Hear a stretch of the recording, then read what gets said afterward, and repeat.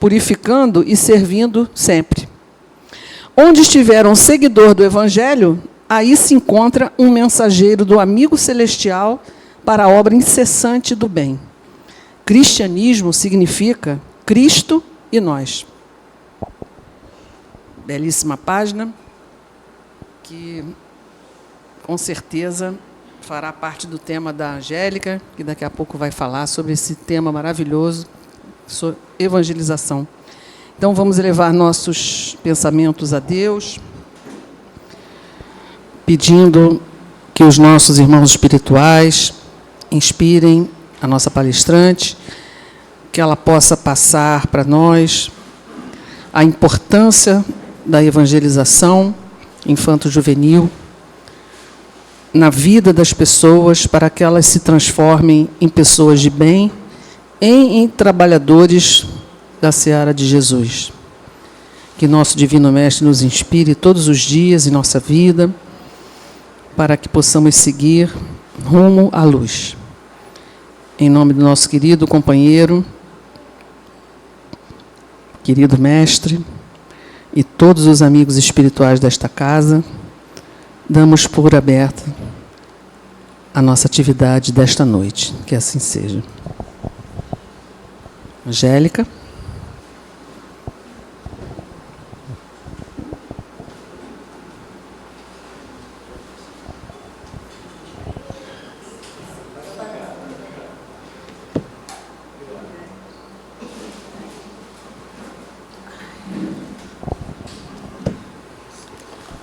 Boa noite a todos.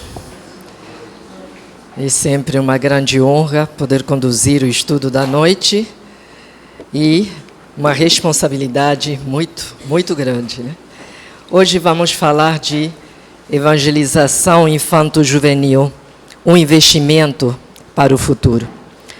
A bibliografia que eu vou utilizar são 2 livros psicografados por Chico Xavier, pelo Espírito Emmanuel, Caminho, Verdade e Vida e o Consolador, e eu vou utilizar muitas ideias do site Passatempo Espírita. A reencarnação é um ato de bondade de Deus. Enquanto a gente não sabia que Deus era bom, a gente achava que tinha céu e inferno. Depois a gente descobriu que Deus era bom. E aí compreendemos que nós sempre podemos começar de novo e fazer melhor. Sem lugares de castigos ou de prêmios eternos. O esquecimento do passado também é bondade de Deus. Já imaginou viver a vida atual com todo o remorso, a vergonha e a culpa dos erros passados? A infância é um ato de bondade de Deus. Nesse período, há grandes vantagens para o espírito. O primeiro deles é que o espírito vai ter tempo para se preparar e para se adaptar às futuras e difíceis tarefas da existência corpórea. A outra grande vantagem é que a simplicidade, a fragilidade e a inocência das crianças inspira naqueles que vão tomar conta deles simpatia, interesse, boa vontade, e isso vai facilitar o processo de educação. Tem um ditado que eu já coloquei no outro estudo, que faz parte do humor inglês, né? Que é um humor meio nonsense.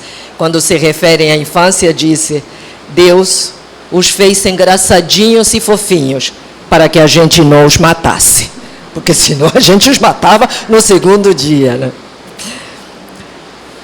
Jesus deu especial atenção às crianças, né? E ele dizia assim: em verdade vos digo, que se não vos converterdes e não vos tornardes como crianças, de modo algum entrareis no reino dos céus. E muitas pessoas, naquela época, e ainda hoje, podem pensar, bom, A grande diferença entre eu e uma criança é que eu tenho toda uma experiência de vida, toda uma bagagem, e o que faço com essa bagagem, não vou poder entrar no reino do céu se não ficar feito uma criança. E, na verdade, a palavra-chave aí vai ser inocência. E uma acepção da palavra inocência especificamente. A palavra inocência vem do latim innocentia, que deriva de innocens, composta pelo prefixo in, quer dizer não, innocens. E o particípio do verbo nocere. Nocere quer dizer prejudicar, fazer mal. Então, o que significa inocência, literalmente, é aquele que não causa dano, aquele que não faz mal. Essa é a característica das crianças que nós vamos ter que ter. Se acrescentou a isso depois a noção da culpa, ele não tem culpa, ele não tem maldade, mas esses conceitos vêm do nosso lastro hebraico, judaico, né? O período infantil é o mais sério e o mais propício à assimilação de toda uma bagagem educativa. Até os 7 anos, o espírito se encontra numa fase de adaptação para a nova existência. Nessa idade, não há ainda uma integração perfeita entre o espírito e a matéria orgânica. Suas recordações do plano espiritual estão muito recentes, estão muito próximas, estão muito vivas. Isso faz com que ele seja mais susceptível a renovar o caráter e a estabelecer novos caminhos. No fim das contas, a outra vida está logo ali, pertinho, né? E é nesse momento que conseguimos atenção plena. Há pais espíritas que erroneamente pensam assim: não, eu não vou trazer nenhuma religião para a vida do meu filho em respeito à sua liberdade e ao seu livre-arbítrio. Quando ele crescer, ele vai lá escolher alguma religião. Quantas vezes nós falamos hoje na vida, se eu soubesse naquela época o que eu sei agora, eu teria agido totalmente diferente. Quantas vezes? Exatamente. Essa é a questão, né? Ensinar as crianças o mais cedo possível a sua natureza de espíritos, a lei de causa e efeito, o princípio da reencarnação, a presença do seu anjo guardião. Tudo isso vai dar a ela recursos certos, justos, verdadeiros e definitivos, para que esse ser recém-encarnado evite desde o início que seu subconsciente reviva ou arquive ideias erradas. Então, na verdade, o maior patrimônio que pode se dar a uma criança é trazer esses ensinamentos o mais cedo possível. Então, nós vemos que Deus foi muito bondoso. Bondoso de nos permitir entrar na vida pela fase da criança, como crianças. Porque nos dá tempo, porque nos dá a fofura necessária e porque nos torna amplamente acessíveis aos conselhos da experiência. Não tem fase melhor do que essa. Emmanuel disse assim: a juventude pode ser comparada à esperançosa saída de um barco para uma viagem importante. A infância foi a preparação, a velhice será chegada ao porto. E aí eu pensei, bom, é a juventude e a saída, né? A velhice e a chegada. E o que é a infância? E a imagem que me veio foi essa aqui. A infância é o momento em que o barco é colocado no mar. E esse é um momento de muita apreensão, porque o barco precisa se estabilizar, ele não pode embarcar, né? A infância é isso aí. Emmanuel nos diz que o estado de perturbação por que passa o espírito no ato da encarnação, só aos poucos é que vai cessando e se dissipa totalmente com pleno desenvolvimento dos órgãos. E aí a gente se pergunta, e a primeira vez, então, que esse espírito vai ver o mar? Não, não, não. Esse não é um barco novo, não. Ele já tem história, né? Ele apenas estava no estaleiro e ele estava recebendo manutenção. Para nós espíritas, estava na erraticidade recebendo reeducação, né? Mas estamos no campo náutico, vamos continuar por aí, né? Então, será que ele vai reconhecer o mar? Não, não. Pelo tempo que ele passou no estaleiro, não vai reconhecer o mar. E tem mais uma coisa, o livro de bordo das viagens anteriores, ele está trancafiado. O espírito não tem acesso a essas informações. Mais uma vez, por bondade de Deus. Aquele esquecimento do passado. Então, para esse espírito, o mar é outro, a condição atmosférica é outra, a tripulação é outra, e a tecnologia com que esse navio está equipado é totalmente outra. E eu vou voltar a esse ponto. A tecnologia com que esse navio foi equipado. Então, para ele, vai ser uma viagem totalmente diferente. Pela sua inexperiência, esse barco ainda não pode ser lançado a mar aberto. Ele vai ter que navegar ali pertinho do porto, no máximo num canal, num estuário, mas não vai poder sair dali muito pertinho. Porque, naturalmente, ele vai precisar de ajuda até mesmo para navegar nessas áreas. Emmanuel nos diz que todas as fases requisitam as lições de marinheiros experientes, aprendendo-se a organizar e a terminar a viagem com o êxito desejável. Bom, precisa de ajuda. Os profissionais encarregados da condução de navios em áreas de navegação restrita são chamados de práticos. Todo mundo já ouviu falar dos práticos da navegação, né? Utilizando seus conhecimentos altamente especializados das particularidades geográficas, das particularidades climáticas do porto ou da via onde estiverem atuando, utilizando seus conhecimentos das correntes, das marés, das profundidades e dos perigos específicos da área, esses profissionais possibilitam a navegação segura dos navios, até mesmo em mares desafiadores. Nós, adultos, somos os práticos na vida das crianças. Vou colocar minha foto do prático ali. Uma das principais funções do prático é justamente a assunção temporária do comando.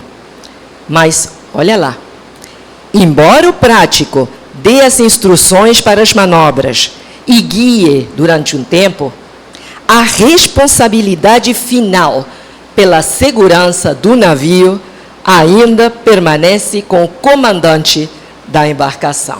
Tá? Com as crianças também é assim. Podemos aconselhar e guiar o espírito durante um certo tempo, mas nós não podemos viver por eles, né?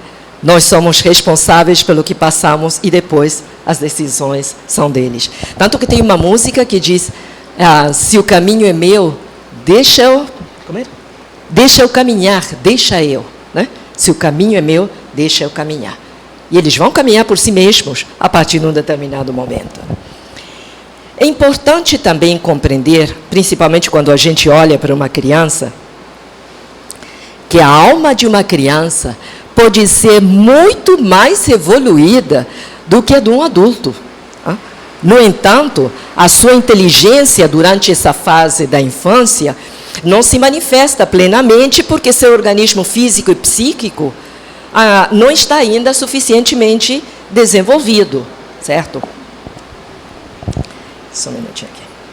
É por isso que nós podemos temporariamente conduzi-las da mesma forma que o barco do prático pode conduzir até mesmo gigantes. Olha o tamanho do barquinho do prático, olha o tamanho do gigante que está conduzindo.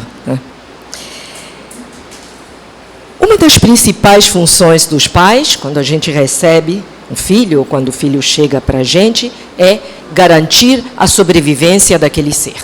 Isso é número 1.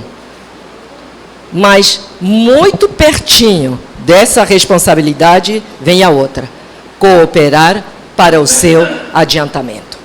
Portanto, além de a gente se preocupar com a qualidade de vida e o conforto que podemos dar aos nossos filhos, nós precisamos manter sempre em mente o motivo pelo qual eles vieram parar sob a nossa área de influência, tá?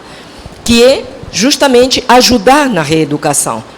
E esse é um tipo de beneficiamento que não dá para fazer no estaleiro, tem que ser feito no mar. O espírito tem que estar encarnado, né? E aí a gente se pergunta, mas de que tipo de beneficiamento estamos pensando? Bom, a gente pensa imediatamente o beneficiamento da educação acadêmica, naturalmente, né? Mas tem também educação ambiental, educação social, tem que se mover dentro de uma sociedade. Temos educação política, educação financeira. Acabou? Acho que não. Está faltando uma muito importante: a educação moral, né? Essa é fundamental, porque tão essencial quanto saber ler, escrever, calcular, é ensinar a governar-se e a conduzir-se como um ser racional e consciente. Entrar na vida armado não somente para a luta material, mas entrar na vida armado para a luta espiritual também, para a luta moral, perdão. Claro, a melhor escola é o lar. Ali tem todos os exemplos, né? Ali recebe as bases do sentimento, as bases do caráter. E os estabelecimentos de ensino vão poder instruir, mas só a família que vai educar, né? E é por essa razão que a gente fala que a universidade vai formar o cidadão, mas somente o lar vai edificar o homem. E é nessa formação do homem que a evangelização pode ajudar. E aí a gente diz, mas é tanto assim que se precisa aprender, passar para uma criança? Olha só: gentileza, flexibilidade, paciência, contentamento, benevolência, integridade, doçura, humildade, compaixão, generosidade, leveza, desapego, simplicidade, tolerância, coragem, gratidão, autoconfiança, e por aí vai. É muita coisa que a gente precisa passar para os nossos netos, né? Porque a gente coopera ali na educação dos netos também, né? Porque nós sabemos que, ao desenvolver-se, a criança apresentará, nos anos que se seguem, logo depois da infância e dessa primeira mocidade, ele vai começar a apresentar as tendências e os defeitos inerentes ao seu real adiantamento espiritual, aquele que tinha antes de encarnar, né? Mas, sem nenhuma dúvida, ele será sensivelmente modificado pela influência recebida desde o berço, de seus pais e das pessoas incumbidas de educá-lo.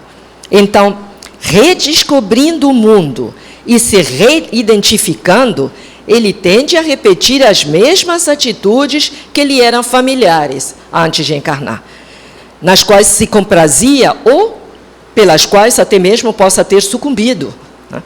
A não ser que se interponha ali algum recurso de beneficiamento durante a infância e a primeira mocidade, adolescência, né?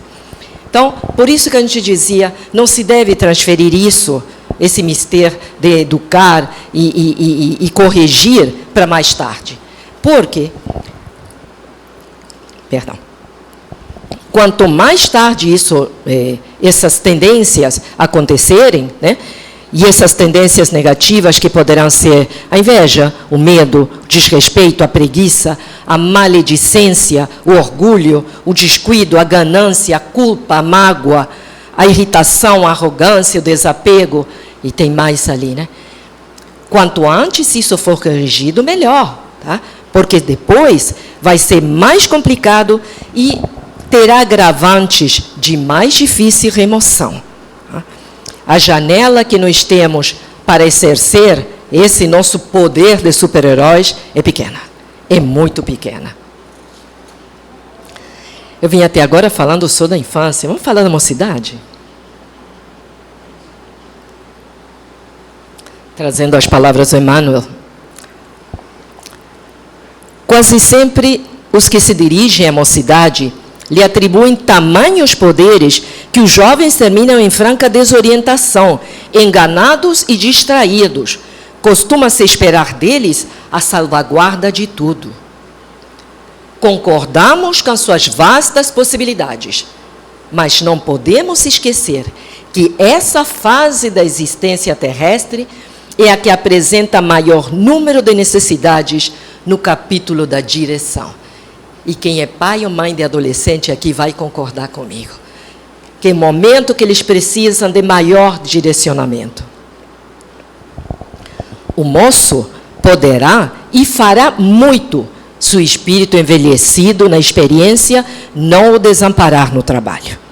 Nada de novo conseguirá erigir caso não se valha dos esforços dos que lhe precederam nossa atividade. Em tudo dependerá de seus antecessores.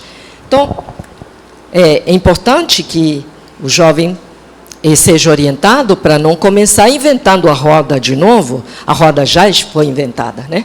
E a grande sacada do mundo não é deixa comigo que eu vou mudar tudo. É pego daí e vou ver o que eu posso fazer a partir desse momento, né?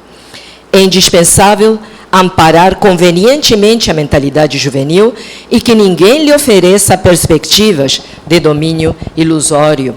Você pode mudar o mundo, você pode mudar o país. Temos que ter a real perspectiva de quanto direcionamento o jovem precisa.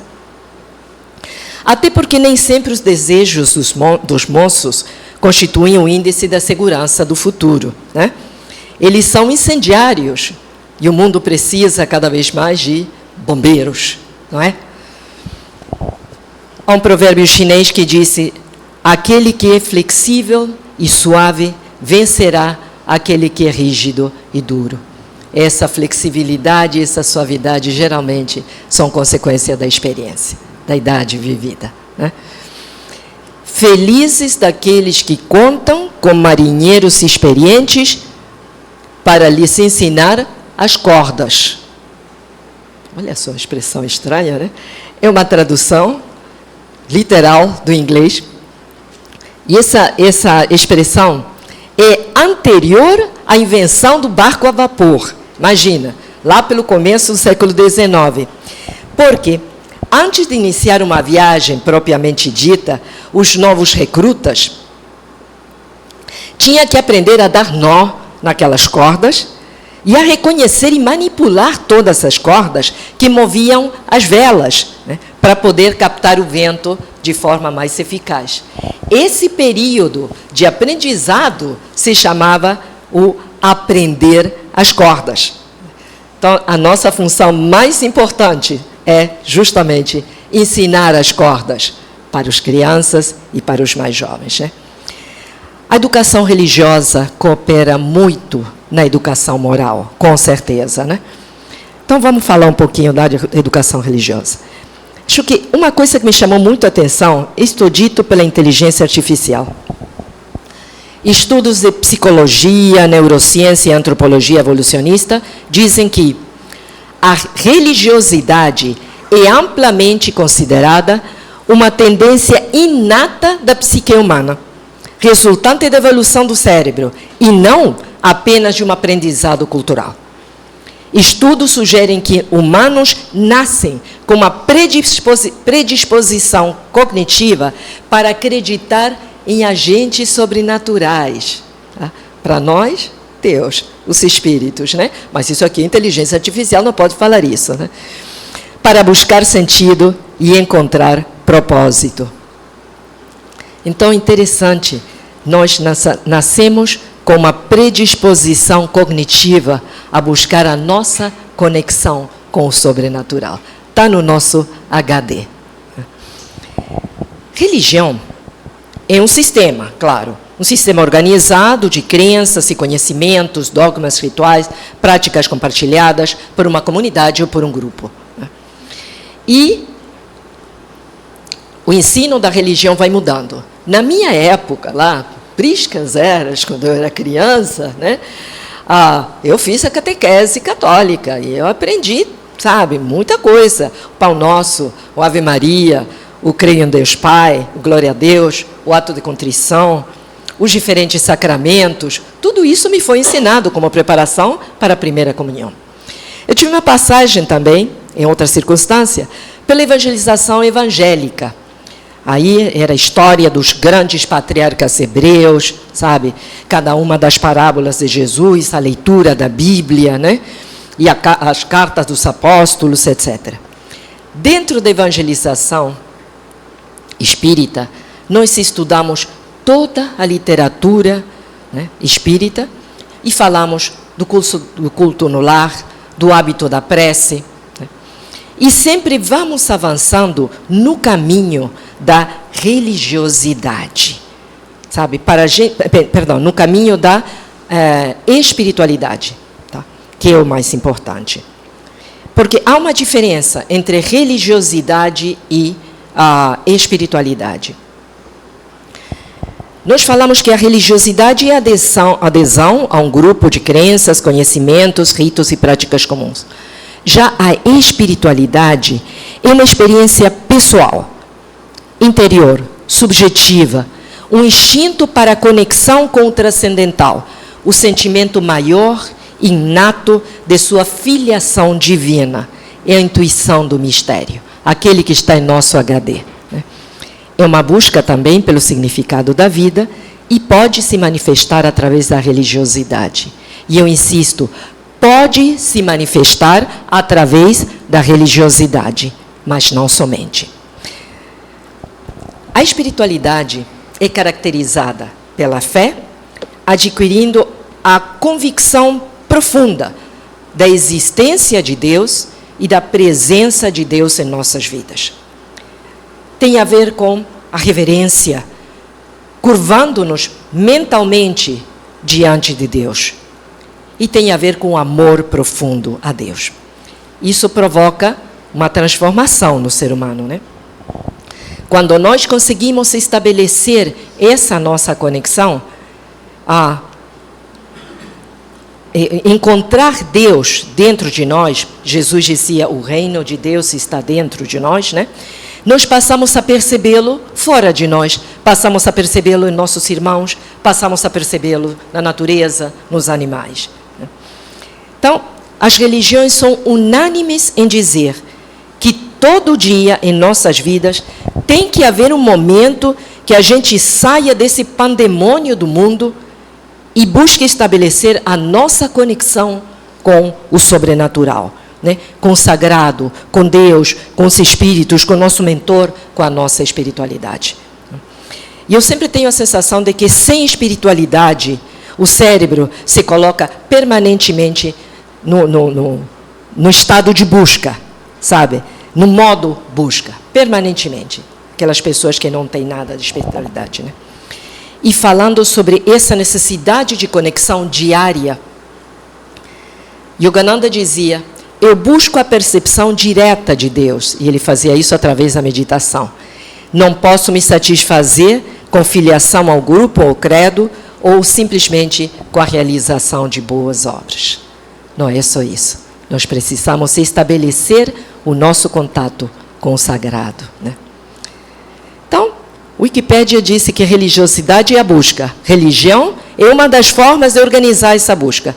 E a espiritualidade é o resultado da busca. Eu dizia aqui que a espiritualidade pode... Perdão, só um minutinho.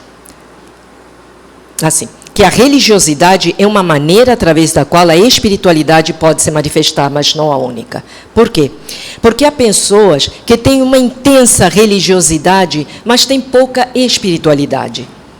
E acho que quase todo mundo está vendo na Netflix aquele seriado, Os Escolhidos, né? Que é uma beleza aquilo, né? Então, eu vou trazer uma imagem com esses atores. Alguém está vendo esse seriado, Os Escolhidos? Ok. Ele é muito, muito bom, realmente, né? A história de Jesus. The Chosen, exatamente, né?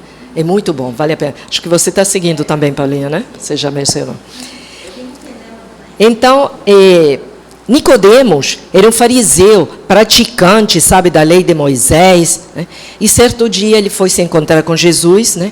Querendo entender esse reino dos céus que Jesus trazia. Jesus lhe disse: na verdade te digo, que aquele que não nascer da água e do Espírito não pode entrar no reino dos céus.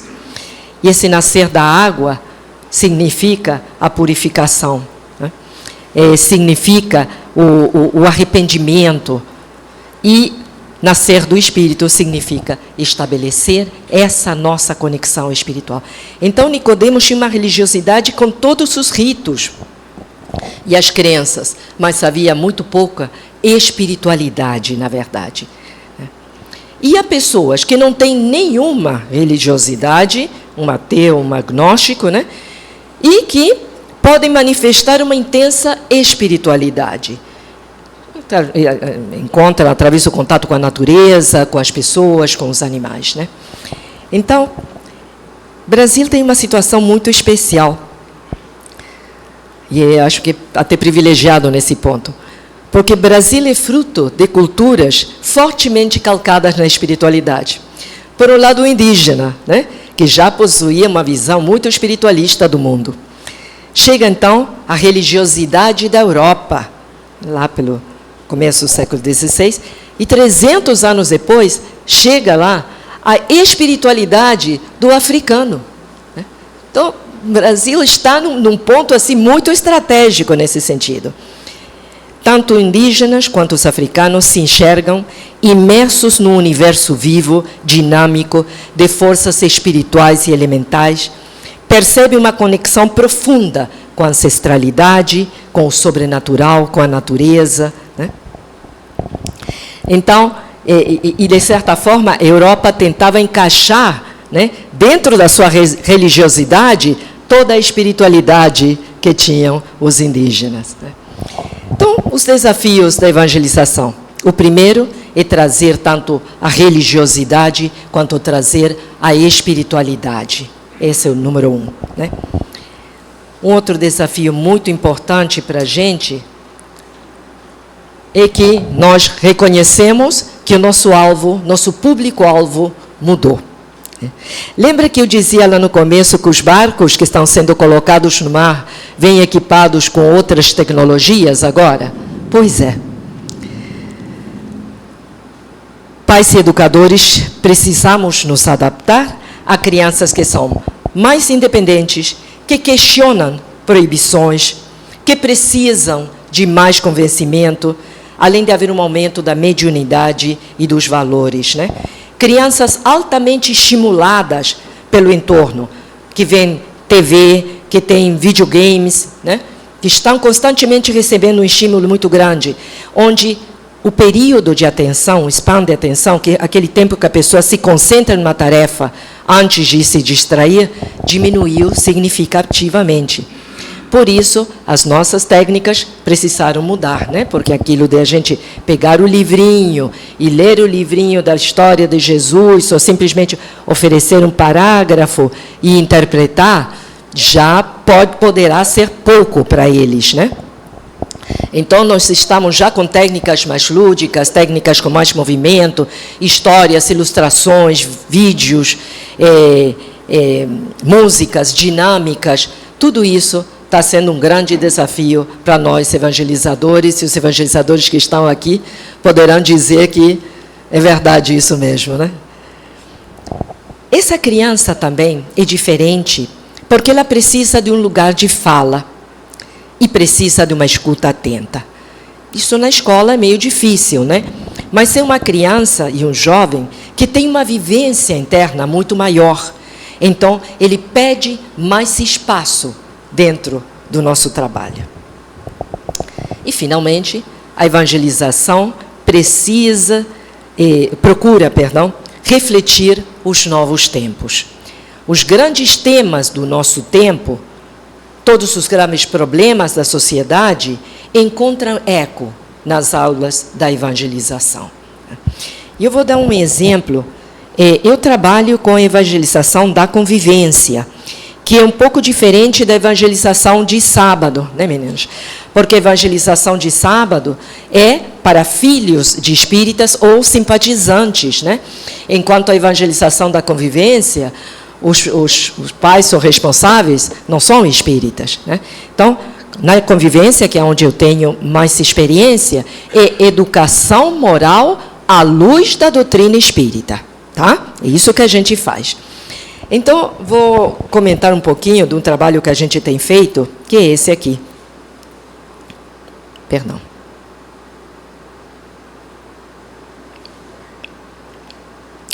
Vou começar por aqui.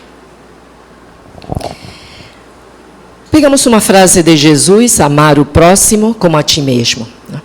E a gente pode dizer, bom, o que isso quer dizer? Tem que amar o próximo, tem que estar lá perto de você, o seu entorno, todas essas pessoas, e acabou. Acabou? Não, começou. Aí que a história começa. Porque nós vamos primeiro definir quem é esse próximo. E o próximo é qualquer ser humano tomado como um semelhante. Qualquer, né? E aí pensamos, bom, de que próximo eu gosto e de que próximo eu não gosto. Tem alguns próximos que realmente me são antipáticos, né? E a gente pensa, bom, alguns porque eu não conheço. E normalmente a gente se afasta daquilo que a gente não conhece, né? E outros porque são diferentes de mim.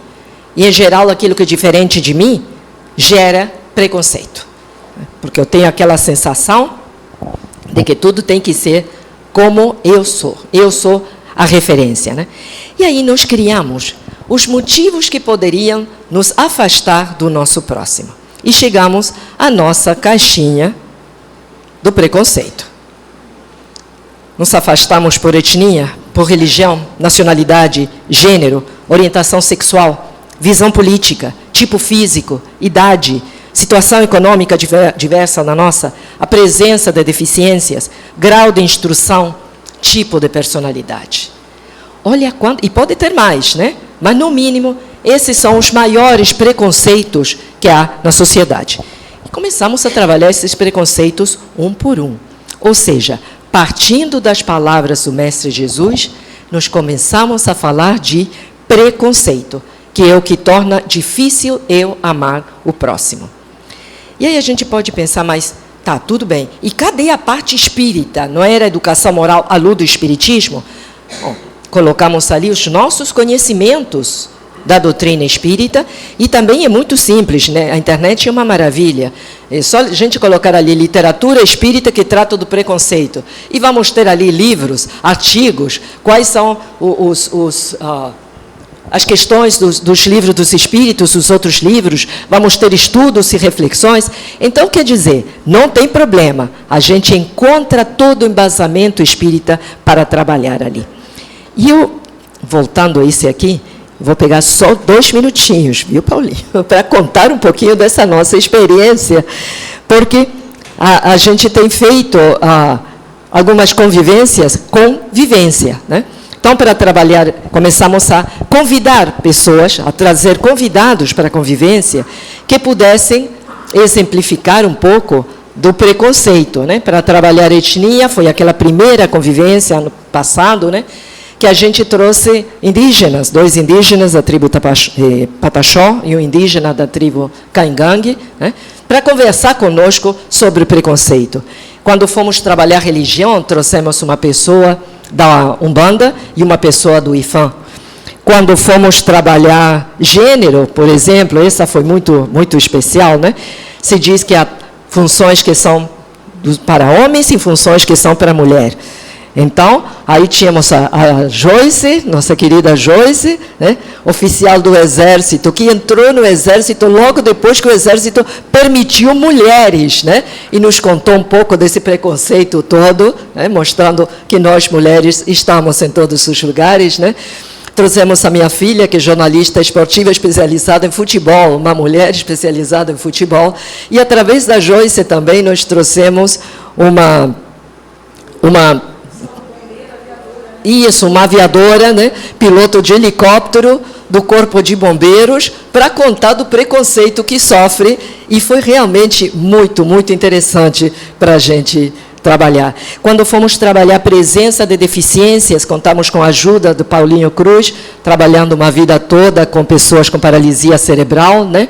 Trouxemos, através da nossa querida Cristina, um profissional cego, que é músico e que está fazendo uma pós-graduação, né? Trouxemos a mãe de um aluno que tem síndrome de Down e autismo severo, não comunicante, né? Agora, para trabalhar na situação econômica, já estamos pensando também em nossos convidados, que vão ser uma pessoa que dirige o Fraternidade na Rua, né? Que aquele grupo que acolhe moradores de rua, para contar um pouco como é esse preconceito, né? Então, quer dizer, nós estamos procurando fazer desta forma, mas há vídeos na internet para qualquer uma das situações. Então, o que a gente coloca dentro da evangelização trazemos os ensinamentos do Evangelho, trazemos o embasamento espírita e trazemos aqueles problemas que estão preocupando o mundo de hoje. Porque isso lhe dá uma realidade, né, e insere as crianças num contexto que é um contexto real. Então, eu diria que... Vou respeitar o tempo aqui.